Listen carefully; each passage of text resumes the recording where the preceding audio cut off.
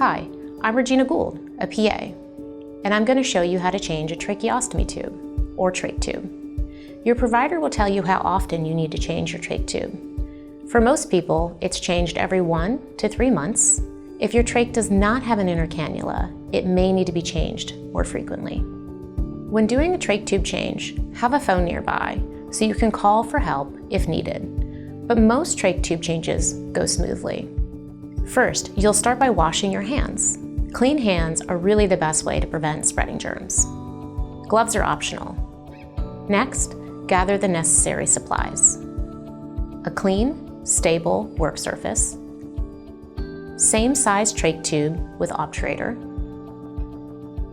10mm syringe for trachs with cuff, sterile water if you have a trach with a water cuff, lubricant, Velcro trach ties, scissors, tweezers or a clamp, towel, saline bullet, suction setup, a suction catheter, 14 French is preferred, self-inflating ambu bag connected to oxygen, and a face mask for patients on a ventilator. New inner cannulas for trachs that need one. Check the trach tube to make sure there are no cracks or tears. If you have a cuff trach tube, test the cuff by inflating it to make sure it holds air or water. Then deflate the cuff completely. Attach the new trach ties to one side of the new trach tube's wing holes. It may be necessary to trim the ends of the ties so that they pass easily through the wing holes. The obturator is inserted into the new trach. This is a device that sits inside the trach tube to create a rounded, gentle tip that enables the trach to pass easily into the stoma, or hole. Moisten the new trach tube with a small amount of water-based lubricant and place the trach back into the clean tray. When you are ready to start, place a rolled-up towel behind the shoulders to get a clear view of the neck and tracheostomy site. For self-trach changes, have a mirror set up and lift your chin to better visualize the neck and stoma. Wherever you perform trach care, ensure comfortable breathing. If suctioning is needed, do this first before you release the trach ties and remove the trach tube. If the trach has a cuff, remove the air or fluid to deflate it. Then, while stabilizing the trach, release one side of the trach ties. Gently remove the old tube and briefly assess the stoma site. Insert the new tube, approaching at a 90-degree angle and rotating down as you insert. Never force the tube if it does not easily go into the stoma. If you are unable to reinsert the new tube, refer to your emergency training. Remove the obturator from the trach tube. Attach the trach ties on both sides of the neck. To check for proper fit, you should be able to place only 2 fingers between the skin and the tie. Look and listen to make sure air is moving normally through the new trach.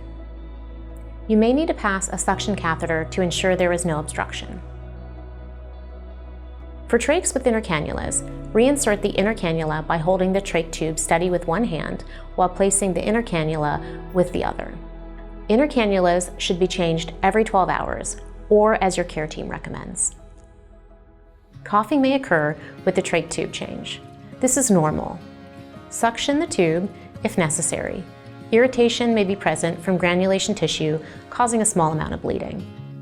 Reach out to your care team if this continues or increases after the procedure is complete. Now that the trach is secure, you can perform trach site care. Depending on your home care company and type of trach tube, you may be instructed to clean the old tube with soap and water and reuse it, per the manufacturer's guidelines. Be sure to clean and keep the obturator as well. Once the trach tube is dry, store it in a dry container for reuse. Once your care team has decided you no longer need the trach tube, we expect the following. You will be switched to a smaller cuffless trach tube for a minimum of 24 hours. The small trach tube will be capped for a minimum of 24 hours. If there is no shortness of breath or need to remove the trach cap for suctioning or breathing, the trach tube can be removed. The stoma will be covered with an occlusive dressing and changed as needed. When you speak or cough, you will need to apply pressure with 2 fingers onto the occlusive dressing. The stoma usually heals in days to weeks. Rarely, a fistula or persistent hole remains and would require a secondary procedure to close. If there is still air passing through the stoma, please alert your care team about this after 1 to 3 months.